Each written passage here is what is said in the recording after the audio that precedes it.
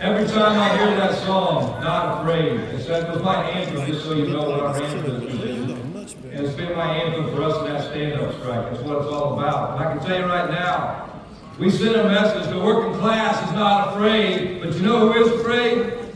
The billionaire class, because they're afraid we're coming, and we're coming for our fair share.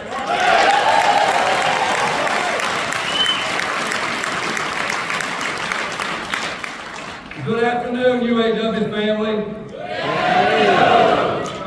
You know, as we near the end of our CAP conference, first of all, I want to thank all of you.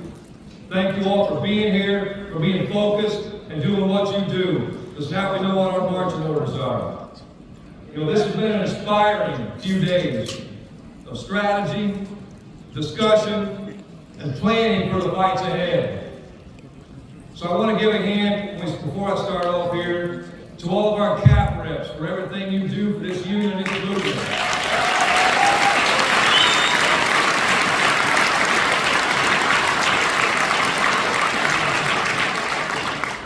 I want to recognize our fantastic CAP staff who have worked so hard to make this event a success.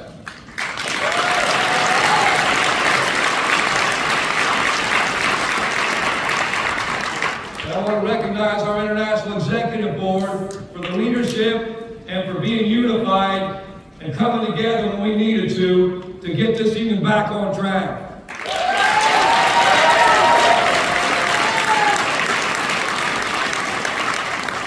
And most of all, I want to recognize our members across this country in every sector who are the only reason we're here and who are the true leaders of our movement.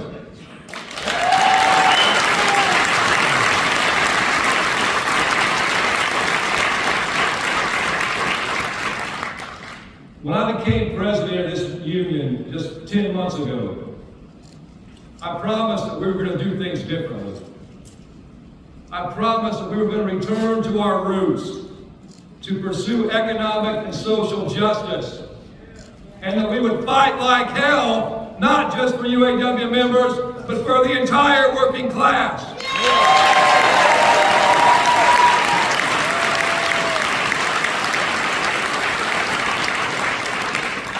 And that's exactly what we've done. And that's exactly what we're going to continue to do.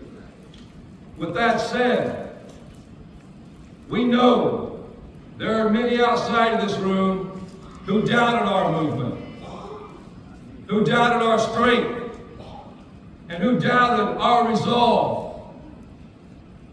When we went on strike against the Big Three, you'll remember many of the talking heads dismissed our demands as unrealistic. They said workers could never win back cost of living, but we did.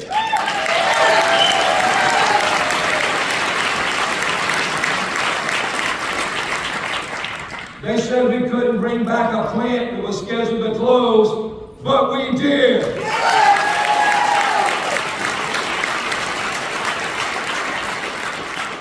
They said we'd never be able to make EV jobs good jobs. They said we'd never get that work under our master agreements, but we did.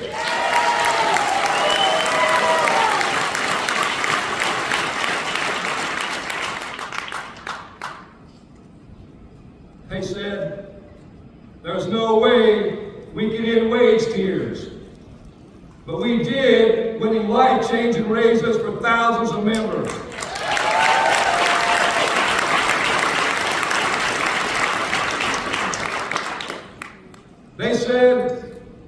couldn't bargain for one of our most important groups, our retirees, but we did.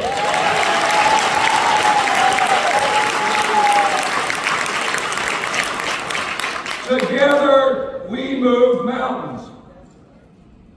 Not since the sit-down strikes in the 30s has there been a union victory on this scale. We were underestimated then, and I'm sure we're going to be underestimated now by the corporate class and their political allies. But the people that matter are with us. 75% of the American people stood with us during the strike. And workers everywhere are standing with us now. They stand up because they know what it's like to live paycheck to paycheck.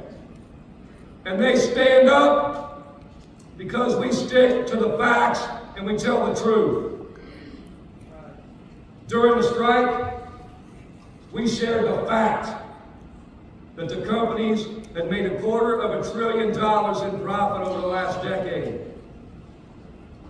We shared the fact that the CEOs had given themselves a 40% wage increase over 4 years. And we shared the fact that workers had fallen further and further behind.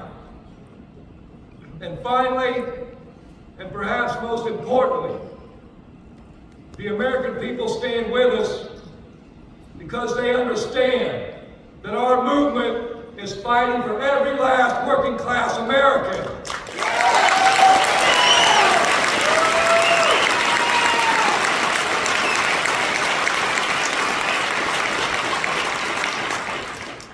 Everything we do as a union must be about taking back our power as a working class.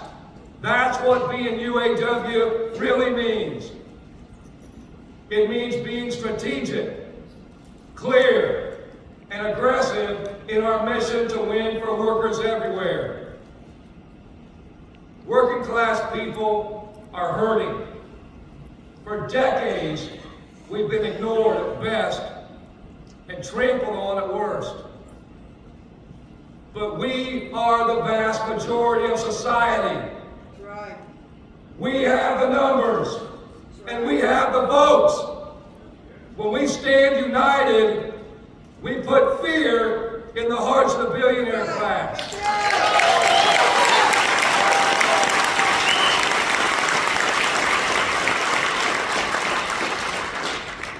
And they do what they do best. They try to weaken us by dividing us. It's an old trick the billionaire class plays, and it's effective. Time and time again, the wealthy divide the masses as the rich walk away with all the money. They try to divide us by gender. They try to divide us by nationality. They try to divide us by race. They act like how you live your life, or where you were born, or what color your skin is a threat to the person next to you on your work site. They talk about who you love, where you're from, and how you look. The reason they do that is so they don't have to talk about who you work for, where the profits go, and who benefits.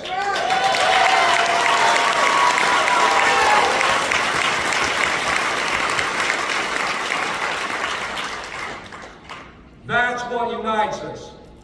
And that unity is where our power comes from. What we learned in the stand-up strike is if we unite on our issues, if we fight like hell, if we focus on things that matter, not just to us, but to the American people, we win.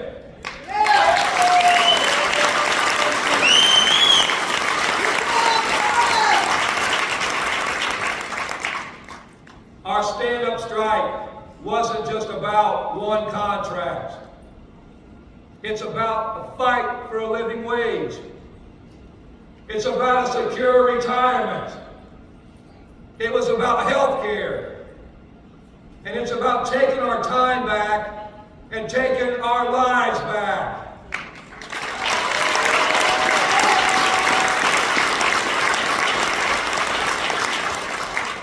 Wages, retirement, health care, and our time.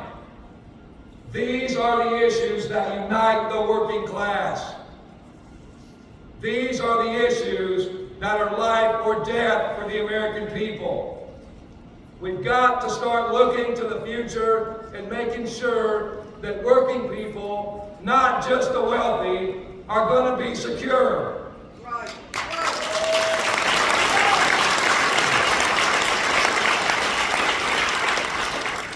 You know, we've heard a lot about a just transition. Advances in technology don't have to lead to plant closings or leave the remaining workers working harder than before. We should be the masters of technology, not let it master us and force us to work even more for less.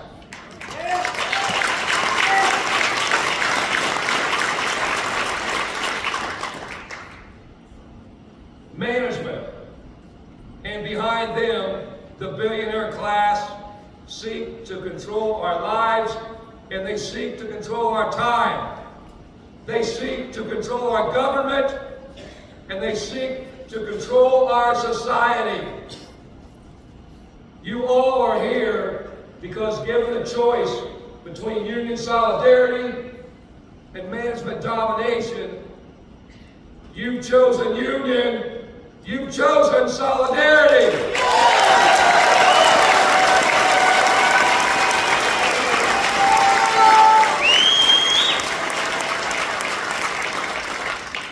And you know, I know there's some people that want to ignore this election. They don't want to have anything to do with politics. Other people want to argue endlessly about the latest headline or scandal or stupid quote. Elections aren't about just picking your best friend for the job or the candidate who makes you feel good. Elections are about power.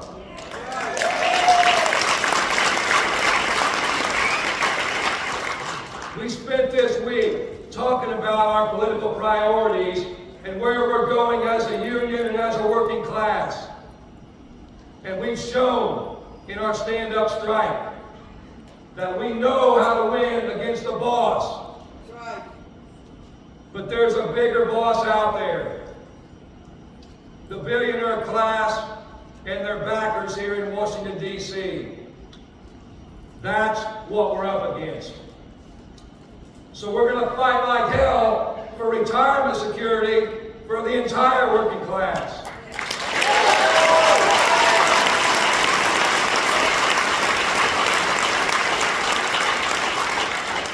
We're going to organize and mobilize and make our voices heard.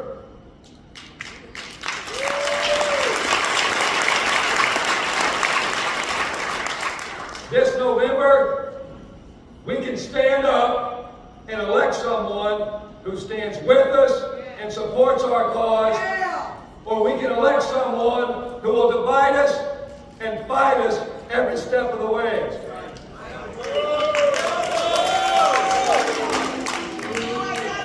That's what this choice is about. The question is, who do we want in that office to give us the best shot of winning? Joe Biden.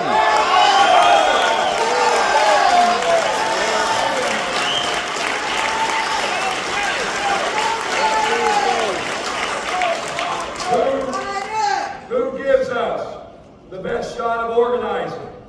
Who gives us the best shot of negotiating strong contracts? Joe Biden. Who gives us the best shot of uniting the working class and winning our fair share once again? Joe Biden. Today, I want to talk about the choice we likely face in the presidential election this year. I don't want to talk to you about who you like, the latest headline, or the Democrats or the Republicans. I want to talk about the track record. I want to talk about the facts. Our stand-up strike captured the imagination of this country because we told the truth about corporate greed.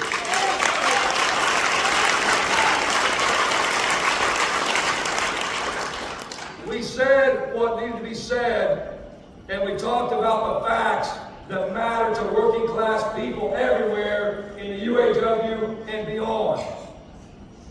So when we talk about this election, let's take a look at the candidates in their own words and their own actions. In 2008, I happened to have a first-class seat as a negotiator during the economic recession. And in 2008, as you well know, the auto industry faced a historic crisis. We were on the edge of total collapse. With entire communities were being devastated. Hundreds of thousands of auto workers' families were left out in the street.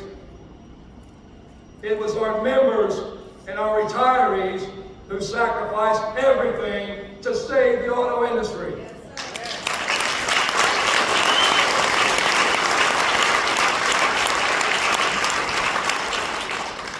In that moment, Donald Trump said, and I quote, "I think that the unions are really, really hurting very badly what's going on with the auto industry," end of quote.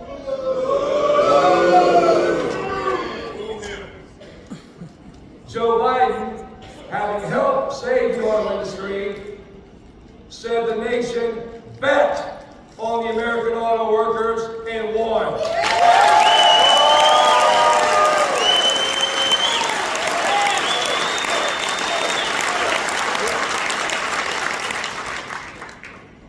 In 2015, when he was first running for president, Trump went even further. He said the concessions we took weren't enough.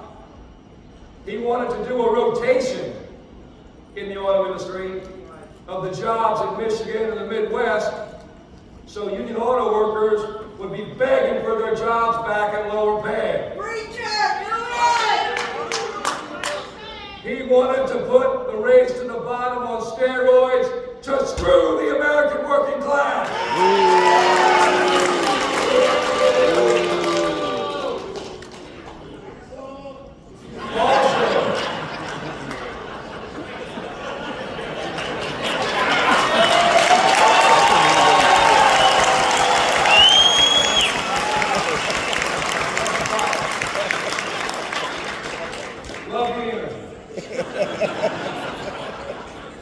Also in 2015, we have some workers you saw earlier from Volkswagen. In 2015, people may have forgotten this. We won our first election of a group of skilled trades workers at Volkswagen.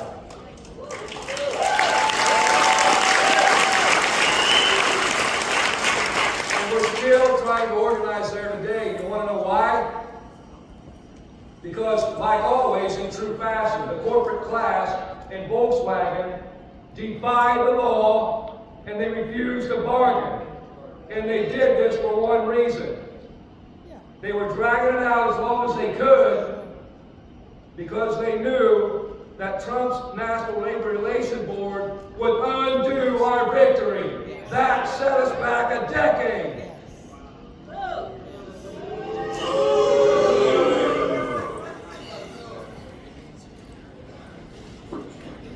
President Biden, on the other hand, has made changes at the National Labor Relations Board that have opened new opportunities for organizing. He has vocally supported workers organizing and said at a UAW event, "Join, organize, picket, protest. You have a right to form a union, and you cannot be stopped. You cannot be intimidated.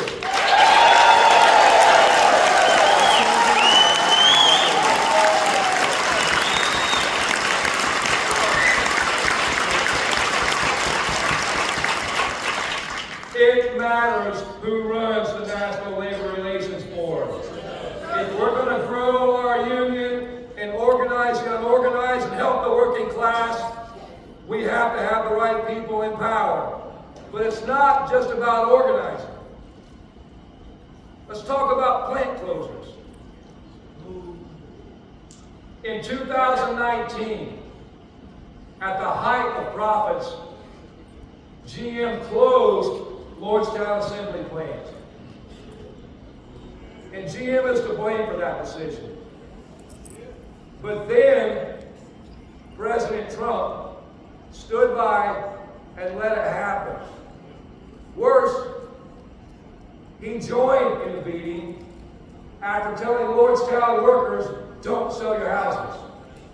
What did he do? Trump attacked Brother David Green, who was then president of Local 1112 and is now serving as our Region 2B director.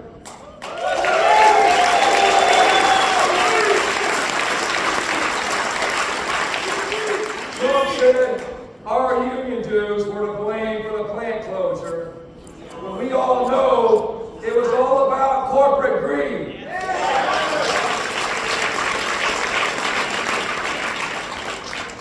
In 2023, Belvedere Assembly Plant was slated for closure by Stellantis.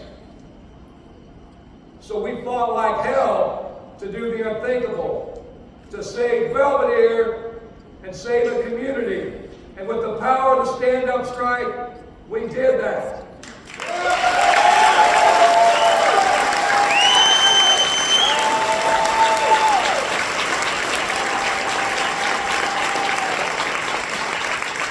But what I don't want you to forget is we also, in that fight, had the President of the United States by our side every step of the way.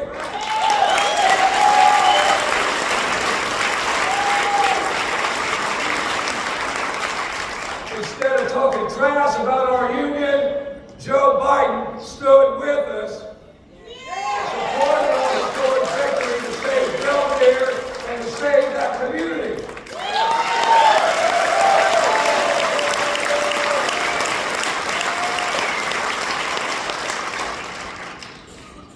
And let's talk about making history.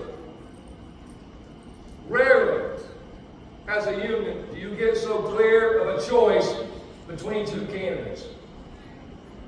In 2019, and I want you guys to pay attention to these two slides we're about to show you. In 2019, our members were out there holding the line at GM on a national strike for 40 days. Yeah, we were.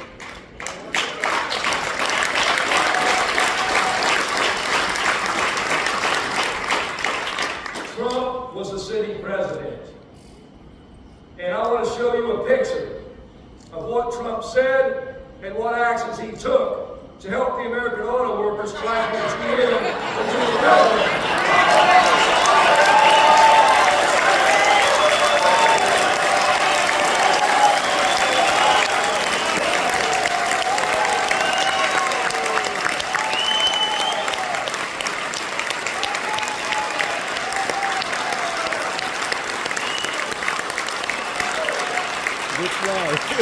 He said nothing, he did nothing, not a damn thing, because he doesn't care about the American worker.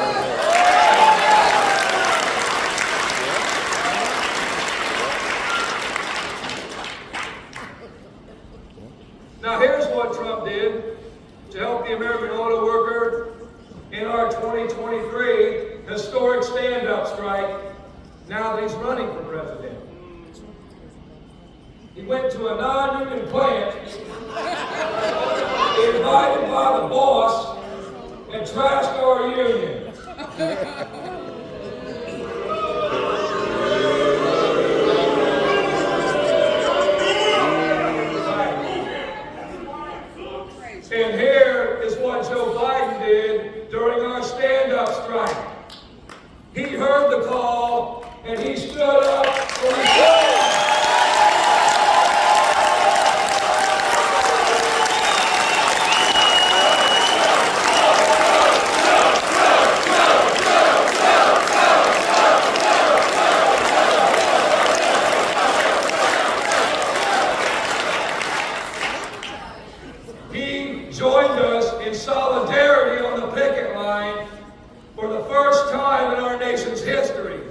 a sitting president has ever done that.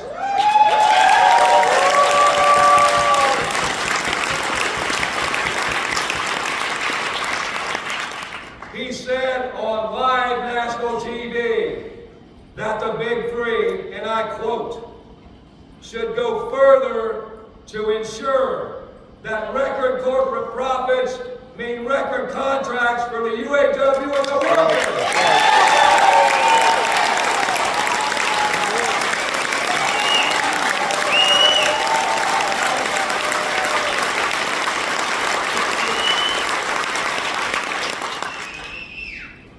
So that's a choice we face. It's not about who you like. It's not about your party. It's not this bullshit about age. It's not about anything but our best shot at taking back power for the working class.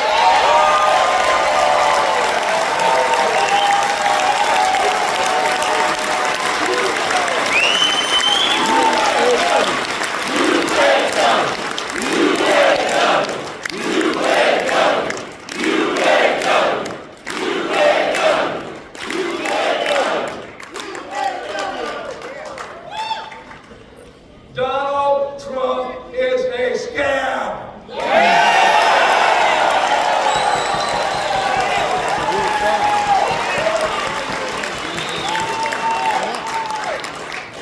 Donald Trump is a billionaire, and that's who he represents.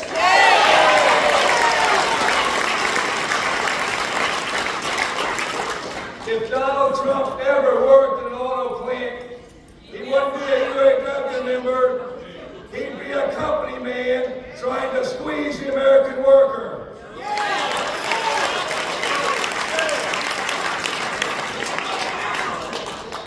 Donald Trump stands against everything we stand for as a union, as a society.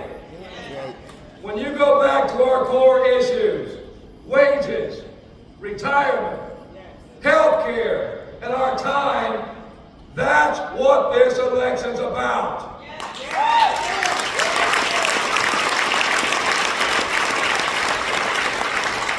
This election's about who will stand up with us and who will stand in our way.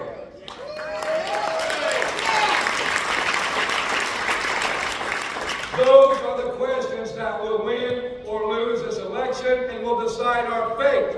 Those are the questions that will determine the future of our country and the fate of the working class.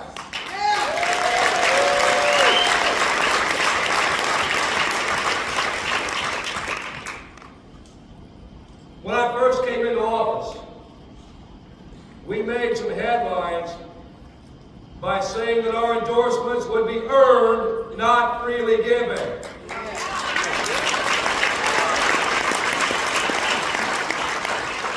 We said we'd stand with whoever stood with us in our fight.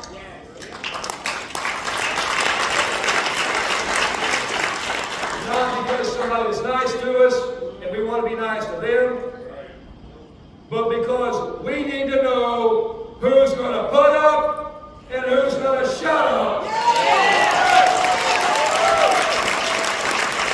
And go even further, we need to know who's going to stand up with us.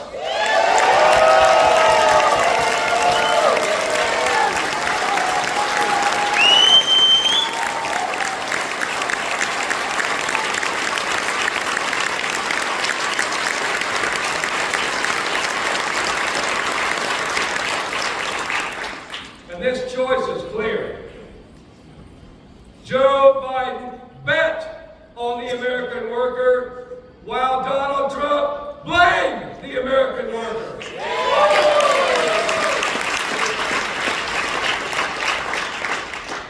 We need to know who's going to sit in the most powerful seat in the world and help us win as a united working class. So our endorsements must be earned. Joe Biden has earned it.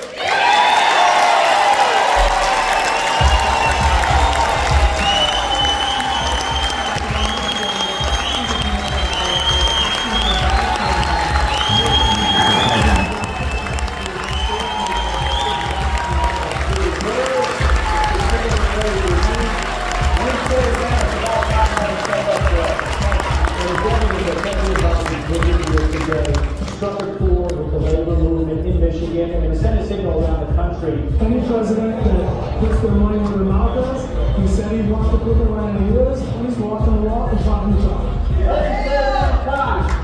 Wall Street's going to go to the country. The middle class goes to the country. And unions hit the middle class. Previously said this isn't about any president, current or former. You seem to want to keep politics out of it. The UAW has yet to endorse President Biden's re-election. So why vote President Biden at the picket line today? We put an invitation out there for people to join us, and the White House responded right away. It was great to see that, and we've never seen it before in the history of this nation. For a sitting president, for the first time in our history, to visit a picket line, I think it goes a long way and shows where he stands with working class people. Thank you, Mr. President, for coming.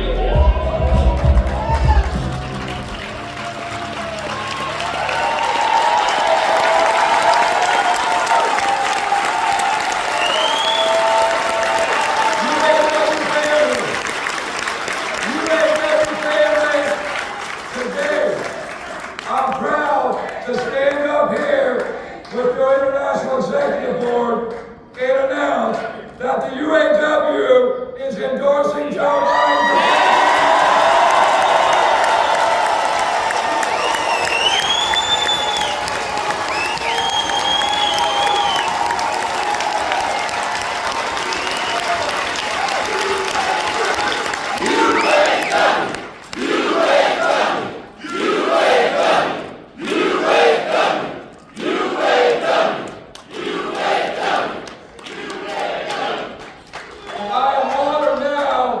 To invite President Joe Biden to come and address our great union and join us in our fight for economic and social justice for the UAW and the entire working class. So UAW family, let's stand up and welcome the man who stood up for us. Please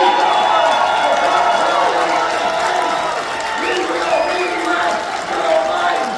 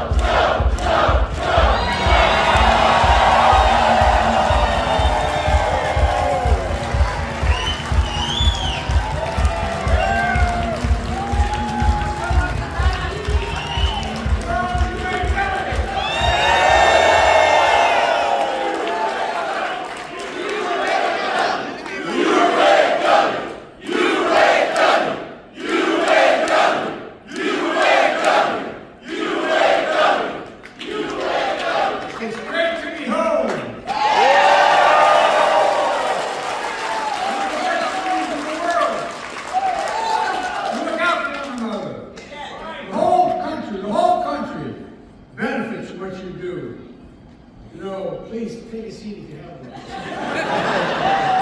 The tough as they come, according to President Shawn Fain. Leave your backbone with the grandmother. Together, we're true I've always believed. Wall Street didn't build America, the middle class built America, and unions built the middle class.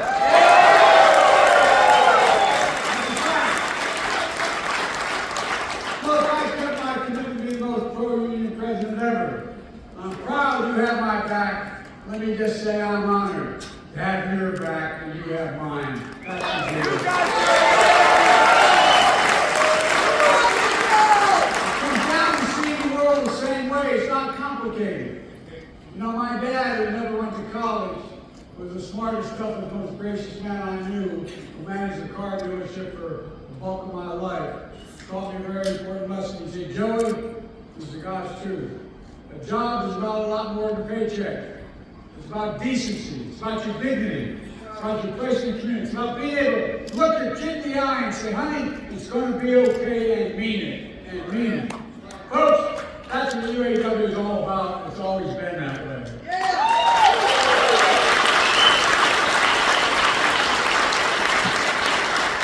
Take care to the UAW.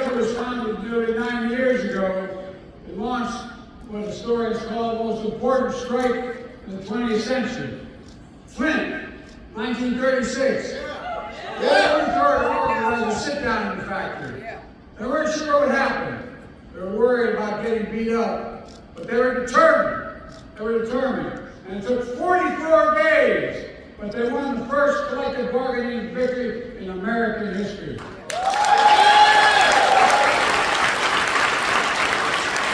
The leadership of the UAW spread across the country, led to the first substantial wage increase in a long time, the first cost of living allowance, the first employer provided health care. Within 4 years, workers across the entire auto industry unionized, inspiring workers across other industries as well, giving life to new industries in the labor movement. I share that history with you because all of you have made history again. I'm confident, and I mean this, 90 years from now, people will look back on the impact you had, you in this room. Just like them 90 years ago, you matter now. You lead.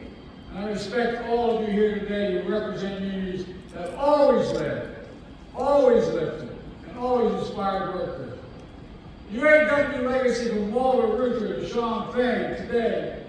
Shawn, you took a lot of heat, but you demonstrated extraordinary leadership.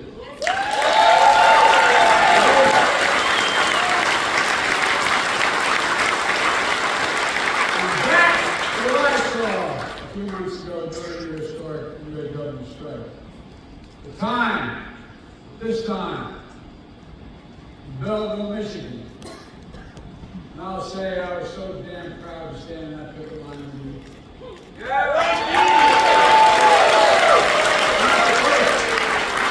not the first UAW picket line I stood in my home state of Delaware. I've done it many times. But it's the first time the president did it, I found out.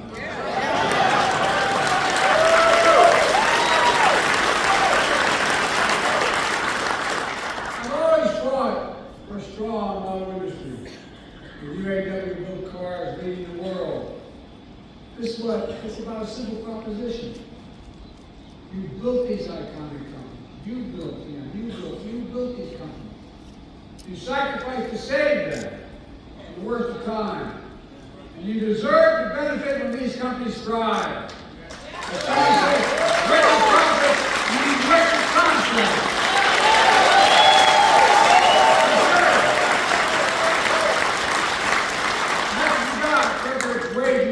Winning back cost of living adjustment, greater retirement security, more paid leave, and eliminating tears.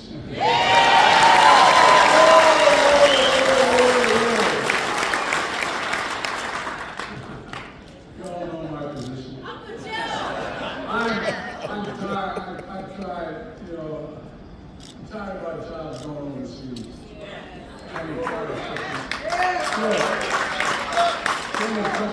a lot of administrations before that. What they do? So many people around America lost their sense of pride. Because whether it was an automobile company or any company at all, that factory was there for 30 years. Iron, maybe only had 150 people, but it was part of the community. Guess what? Corporate America found the cheapest labor in the world and sent the jobs to those labor. They sent the product back to us. But not anymore. We're building product here and shipping to the United States.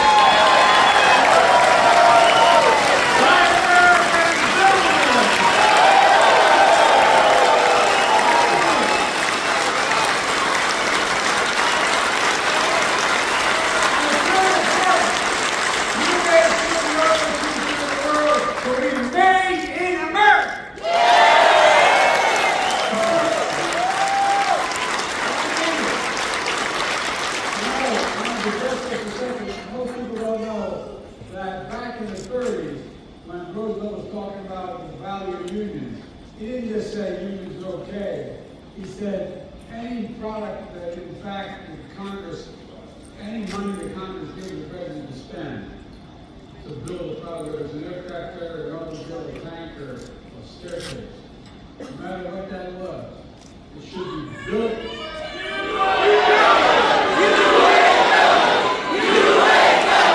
UAW!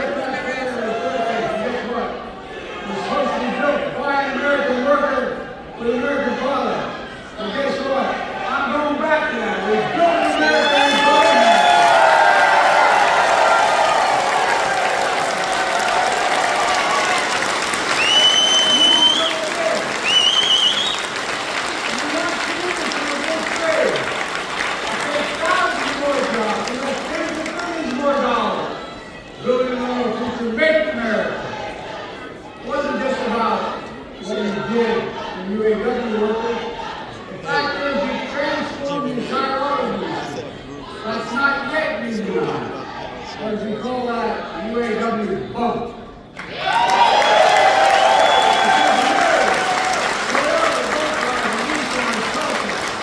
All gave their workers double-digit raises because of you.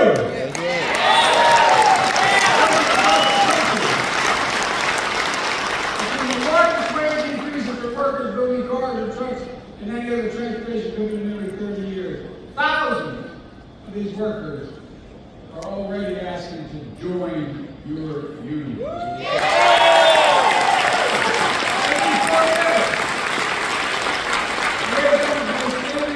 Workers in auto plants and from auto plants to conceit casinos.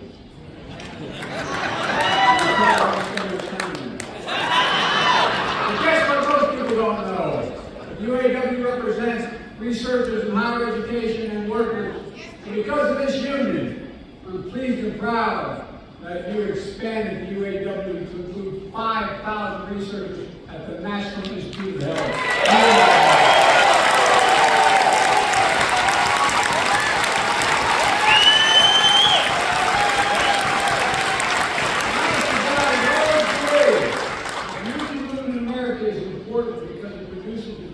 Workers in the world. That's what happens.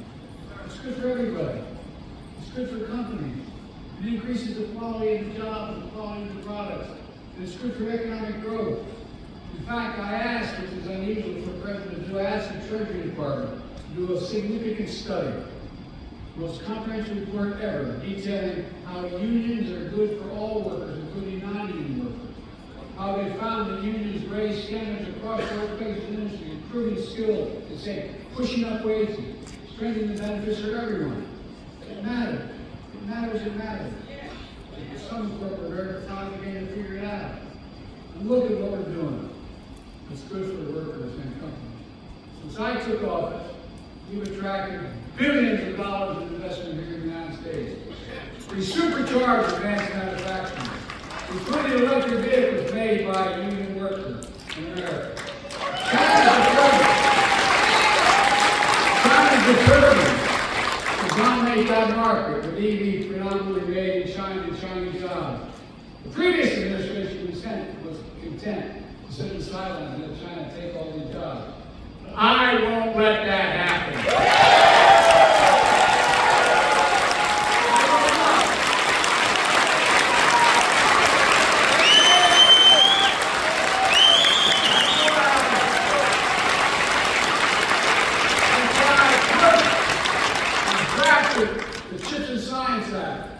Investing more than $50 billion in manufacturing semiconductors here at home. Today requires 3,000 chips of these chips to be made. That's why my bipartisan infrastructure law is building the network of 500,000 electric vehicle charging stations all across America, installed by your brothers and sisters of the IABW.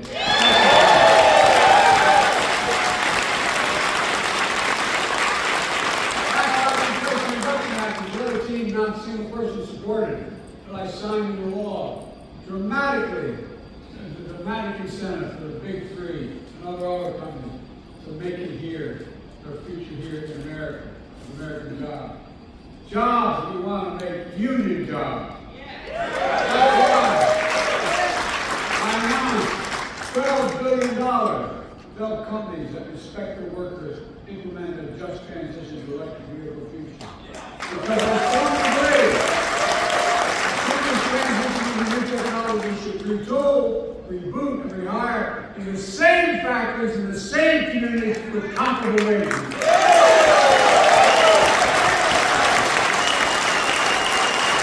And existing union workers will have the first shot at those jobs. Someone said I appointed a historically pro-union National Labor Relations Board. Because I don't believe any company should be using threats or tactics to stand in the way of workers' rights to organize. Period. And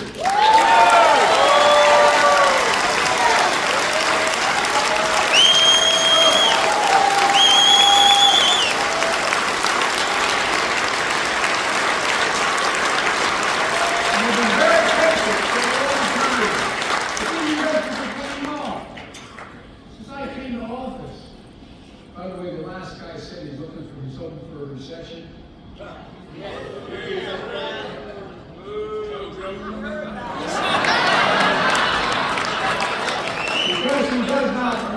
be the next Herbert Hoover. He's already Herbert Hoover. He's only President Herbert Hoover lost jobs when he was president. Look, since I came to office, with your help, we've created 14 million new jobs. 14 million. Created 800,000 manufacturing jobs nationwide. And that means we're creating American jobs and exporting American products instead of the other way around like we saw for too long. Unemployment has been below 4% for the longest stretch in 50 years. It's going down. Wages are up. Household wealth is up. We have the lowest inflation and fastest recovery of any major economy in the world. We have the fastest growing economy in the world. I know we have more to do. We're making real progress. Over the last year, prices are down in everyday items from a gallon of gasoline to a gallon of milk. Folks are beginning to feel it. Last week, we saw one of the biggest jumps in how positive consumers are about filling out their personal circumstances. But we have more work to do. Our plan is delivering for the American people, building an economy from the middle out to the bottom up, on the top down. That's what I said I was going to do. That's what I tried to do as a senator and vice president. But because when we do that, the poor have a ladder up and the middle class does well. And the wealthy do well. Or they should pay a hell of a lot more taxes. We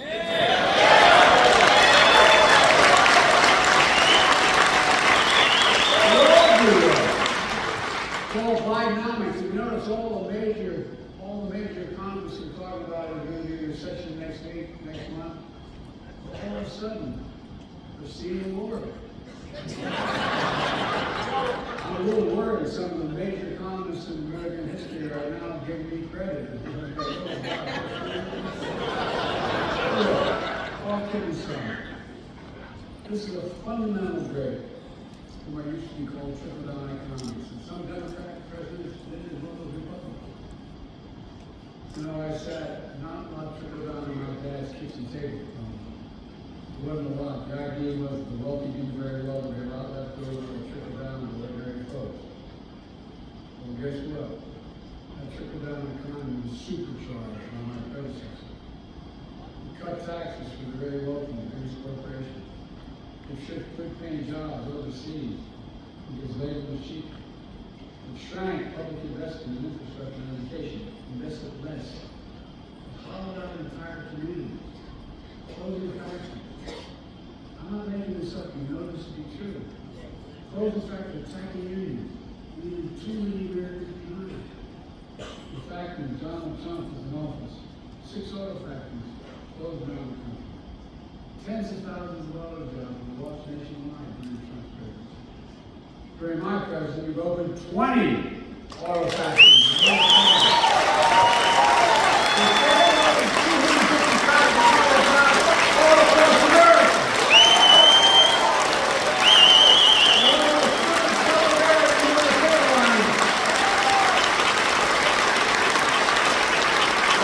As the president said, I don't think Donald Trump went to a non-union shop and attacked me. Let me tell you something I learned a long time ago. I'm going to be in a fight. I want to be in a fight with you, UAW. There's a big fight in front of us. We're fundamentally changing the economy in this country. And everybody's worried about it. We're very powerful. Some are seeing the light. We're changing the economy, getting it from an economy that takes care of those at the top, and changing an economy that gives people who built this country a fair shot. Again, back to my dad. All anyone who votes is just a fair shot. Just a fair shot. An even shot. You're able to make it. That's what my economic plan is all about. That's what UAW is all about. That's what these big battles are about. The days of working people being dealt out of the deal are over in this country. Working people are going to get their fair share. You made it. You fought for it. You deserve it. The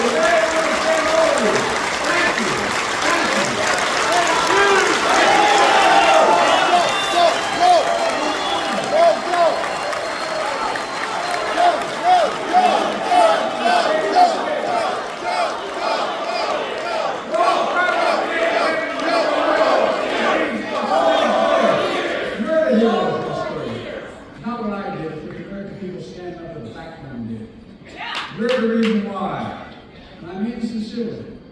I'm supposed to be an expert in foreign policy. I know every major world leader in the past 25 years. And guess what? I tell every world leader, remind us, whether the adversary or not, it's never, ever, ever been a good bet to bet against the American people.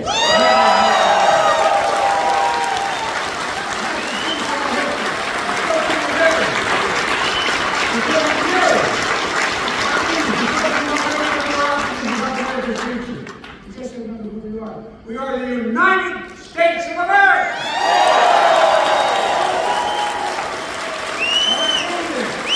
There's nothing beyond our capacity when we work together. Because every nation in the world has come out of every crisis stronger than we went in. So God bless you all, and may God protect our troops, and God bless the American workers. Thank you.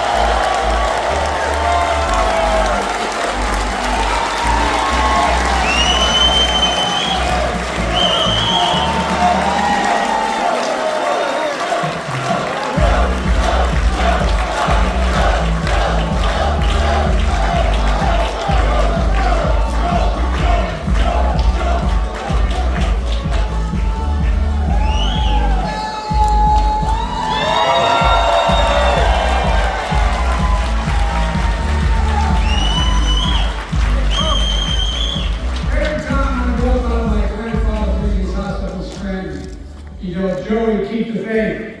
My grandmother comes to us and knows where I spread it. Let's spread the faith.